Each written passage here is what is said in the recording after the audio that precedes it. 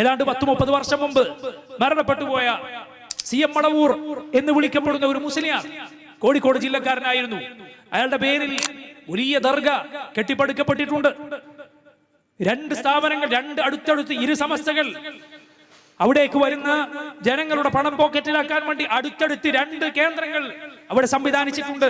ദർഗ ഒരു കൂട്ടരുടെ കയ്യിലാണ്, CM-ന്റെ പേരിലുള്ള സെന്റർ വേറൊരു കൂട്ടരുടെ കയ്യിലാണ്. ഈ മുസ്ലിയാർ ആരായിരുന്നു? ഈ ആളുകൾ തന്നെ എഴുതി വെച്ച പുസ്തകങ്ങളിൽ കാണാം, ഇദ്ദേഹം ജീവിച്ചിരിക്കുന്ന കാലത്ത് നിസ്കരിക്കാറില്ലായിരുന്നു, നോമ്പെടുക്കാറില്ലായിരുന്നു, നോമ്പെടുത്ത ആളുകളെ മുറിപ്പിക്കുമായിരുന്നു.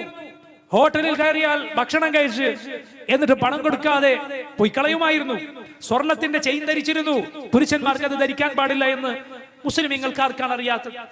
ഇങ്ങനെയൊക്കെ ജീവിച്ച് മരിച്ചുപോയ ഒരാൾ മരണപ്പെട്ടപ്പോൾ അയാളെ കുറിച്ച് മുസ്ലിയാക്കന്മാർ ഇപ്പോൾ പ്രസംഗിക്കുകയാണ്, മുദബ്ബിറുൽ ആലം, ലോകത്തെ നിയന്ത്രിക്കുന്നത് അയാളാണ് എന്ന്.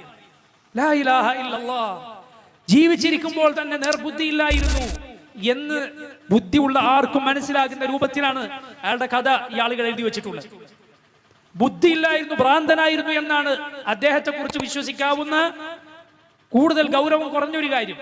അതല്ല എങ്കിൽ ബുദ്ധി ഉണ്ടായിരുന്നു, ഭ്രാന്തനല്ലായിരുന്നു എന്ന് പറഞ്ഞാൽ കരുതിക്കൂട്ടി നിസ്കരിക്കാതിരുന്ന, കരുതിക്കൂട്ടി ആളുകളെ, നോമ്പെടുത്ത ആളുകൾ, നോമ്പ് മുറിപ്പിച്ച ആളാണ് എന്ന് പറയേണ്ടി വരും.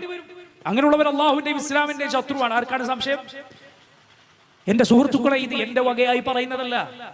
CM മടവൂറിന്റെ പേരിൽ അയാളുടെ കറാമത്തുകൾ പ്രചരിപ്പിക്കാൻ പുസ്തകങ്ങളും ഇന്ന് ആധുനിക സൗകര്യങ്ങളും ഉപയോഗപ്പെടുത്തി അയാളുടെ കാഫിലയാണത്രേ, അയാളുടെ സംഘമാണെന്ന് പറഞ്ഞ് ദിനേന എന്നോണം മൂപ്പരുടെ കറാമത്തുകൾ പറഞ്ഞുകൊണ്ടിരിക്കുകയാണ്.